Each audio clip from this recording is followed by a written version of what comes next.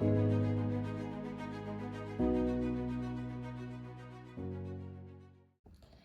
door beneath was an old saying in the village where Elias grew up: the greatest mysteries are not hidden in the stars but behind your own eyes. As a child, he never understood those words. He thought mysteries belonged in forgotten temples, deep oceans, or distant galaxies. He believed adventure required maps and mountains. It never occurred to him that the most unexplored territory in existence was the human mind. Years passed. Life became predictable. Elias found work, paid bills, followed routines, and measured success by calendars instead of dreams. Like most people, he learned to ignore the quiet voice inside him, the one that whispered impossible ideas, unexpected inspirations, and forgotten memories. But the subconscious mind has a peculiar nature. It never truly sleeps, it waits. One rainy evening, while organizing boxes left behind after his grandfather's passing, Elias discovered a small wooden chest. Inside lay an old leather notebook filled with handwritten observations.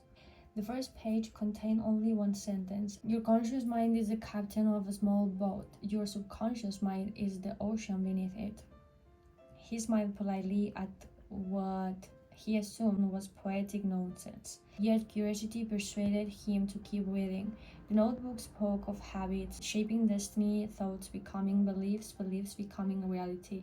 It described the subconscious as an invisible architect quietly constructing every experience while the conscious mind took the credit. One passage fascinated him. The subconscious cannot easily distinguish between vividly imagined experience and physical reality. What you repeatedly feel, it accepts as a truth. Elias closed the notebook. Could that possibility explain why people who constantly expected failure often found it? Why hopeful people seem to notice opportunities invisible to everyone else? The idea lingered. Over the following weeks, he decided to conduct an experiment. Every morning before sunrise, he sat quietly with closed eyes. Instead of thinking about problems, he imagined solutions. Instead of replaying past disappointments, he imagined future victories. He pictured conversations before they happened. He imagined confidence before important meetings. He rehearsed courage long before fear had a chance to appear. At first, nothing changed. His doubt remained loud. His mind wandered endlessly. Some mornings he spent 20 minutes arguing with himself, but slowly something remarkable happened. His reactions changed before his circumstances did. Situations that once created anxiety now felt strangely familiar, as though he had already lived them somewhere else, because in a way he had. Inside his imagination, his subconscious had accepted those mental rehearsals as experience. Weeks became months. People began asking him what had changed. You seem different, they said. You look calmer, you make decisions faster, you smile more. Elias couldn't fully explain it. His world had not transformed overnight. He had. One afternoon, he visited an elderly neuroscientist named Professor Miriam, who had spent decades studying memory, dreams, and human perception. When Elias shared his experiences, she nodded knowingly. The conscious mind, she explained, can process only a tiny fraction of the information surrounding us. The subconscious processes millions of pieces simultaneously. She poured tea before continuing. Imagine walking through a forest. You consciously notice a few trees. Your subconscious notices every sound, every scent, every movement, every subtle facial expression of the person beside you, every shift in temperature, every memory associated with similar places. It records far more than your awareness ever realizes. So Elias asked, is the subconscious more intelligent? Professor Miriam smiled. The conscious mind analyzes, the subconscious integrates. The conscious mind reasons, the subconscious reorganizes patterns. The conscious mind speaks, the subconscious listens. She learned closer, and sometimes it answers. That sentence stayed with him. Sometimes it answers. Soon afterward, strange dreams began visiting him, not frightening dreams, meaningful ones.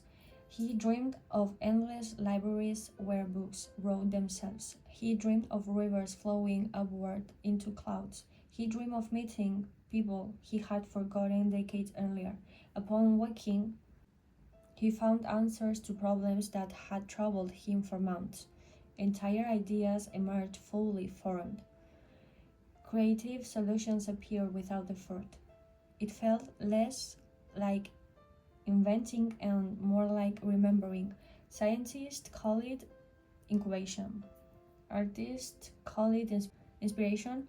Mystics call it revelation. Perhaps they were describing different sides of the same mystery. One evening, Elias reread another page from his grandfather's notebook. The subconscious speaks in symbols because ordinary language is too small for extraordinary understanding. He began paying attention. Repeated numbers, recurring dreams, and unexpected coincidences, conversations that seemed perfectly timed. He did not become superstitious, instead, he became observant. He realized that the human brain constantly searches for meaning. Some patterns are genuine, some are imagined. Wisdom lies in learning the difference. Months later, Professor Miriam invited him to observe an experiment involving meditation. Participants sat silently while researchers measured brain activity. As breathing slowed, something extraordinary appeared on the monitors. Different regions of the brain, usually working independently, began communicating with remarkable harmony. Electrical rhythms synchronized, stress diminished, creativity increased, memory improved. It is fascinating, Professor Miriam whispered. When the mind becomes quiet, the brain often becomes more connected. Elias, though above modern life, constant notification, endless conversations, unfinished thoughts, noise had become humanity's background music. Perhaps silence was not empty after all. Perhaps silence was where the subconscious finally found room to speak. Inspired, Elias began spending 1 hour each week without distractions. No phone, no music, no television, only observation. At first, the silence felt uncomfortable, then peaceful, then astonishing. Forgotten childhood memories surfaced. Old emotional wounds revealed themselves. Ideas appeared from nowhere he had unknowingly carried for years. I'm not good enough. Success belongs to other people. I always fail. He realized these thoughts had never been consciously chosen. They had quietly settled into his subconscious over years of repetition. And because they remained unquestioned, they had quietly influenced every important decision. The greatest prison, he discovered, has no walls. It is built from invisible beliefs. Fortunately, invisible prisons have invisible doors. Awareness is the key. Once he recognized limiting beliefs, he began replacing them not with empty positive thinking but with honest possibilities. Instead of saying, I can do anything, he learned to say, I can learn. Instead of, I never fail, he chose, every mistake teaches me. Instead of fearing uncertainty, he welcomed curiosity. Slowly, the subconscious accepted new instructions. Confidence became less dramatic but more genuine. Years passed, Elias became known as a remarkable teacher. People expected him to reveal hidden secrets of supernatural powers. Instead, he offered something surprisingly simple: observe your thoughts, guard your imagination, choose your words carefully. What you repeat becomes what you believe. What you believe becomes how you act. How you act becomes the story of your life. One student asked him whether the subconscious possessed unlimited power. He answered carefully, the subconscious is extraordinarily powerful, but it is not magic. It cannot suspend the laws of nature, it cannot replace effort, it cannot eliminate hardship, but it can determine how you respond. It can strengthen resilience, it can help you notice opportunities, it can reinforce habits, it can shape expectations, and over time, those changes can profoundly influence the direction of your life. The student nodded thoughtfully. Years later, after Professor Miriam passed away, Elias inherited her collection of research journals. Inside one volume, he found a note addressed to him. Science explains mechanisms, wisdom explains meaning. Never confuse the two. He understood immediately. The mystery of the mind was never diminished by neuroscience. The neuroscience threatened by wonder. The brain could be measured. The experience of consciousness still inviting profound questions.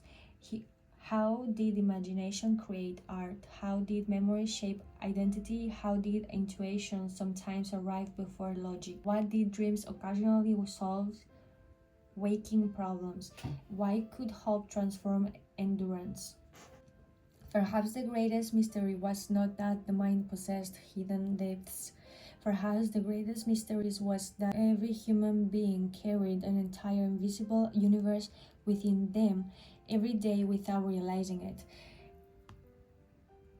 In his old age, Elias returned to the village where he had grown up. Children still played beneath the same ancient trees. Stars still filled the night sky. A young boy approached him. "Is it true you've spent your whole life studying mysteries?" Elias smiled. "Yes." "Did you find the greatest one?" He looked toward the quiet horizon before answering. "The greatest mystery is that every thought plants a seed. Every emotion waters it, every habit helps it grow. And one day, without realizing when it happened, you find yourself living inside the garden your mind has been cultivating all along." The boy looked puzzled. Elias laughed softly. "I didn't understand it when I was your age either." As darkness settled over the village, thousands of stars appeared overhead, beautiful, distant, infinite. Yet Elias knew that the most astonishing universe was not above him, it was within every person who dared to explore the silent depths of their own mind, a place where memories, dreams, imagination, emotion, intuition, and possibility met in all ways that no map could fully describe. For the mind is more than a machine of thought. It was a landscape of stories, a workshop of beliefs, a library of memories, and a garden of potential. The conscious mind may choose the direction, but the subconscious quietly provides the strength to keep moving. When both work together, curiosity and perseverance, they become one of the most remarkable forces available to any human being. And perhaps that is the greatest secret of all. The extraordinary power we seek has often been waiting patiently within us beneath the silence all along.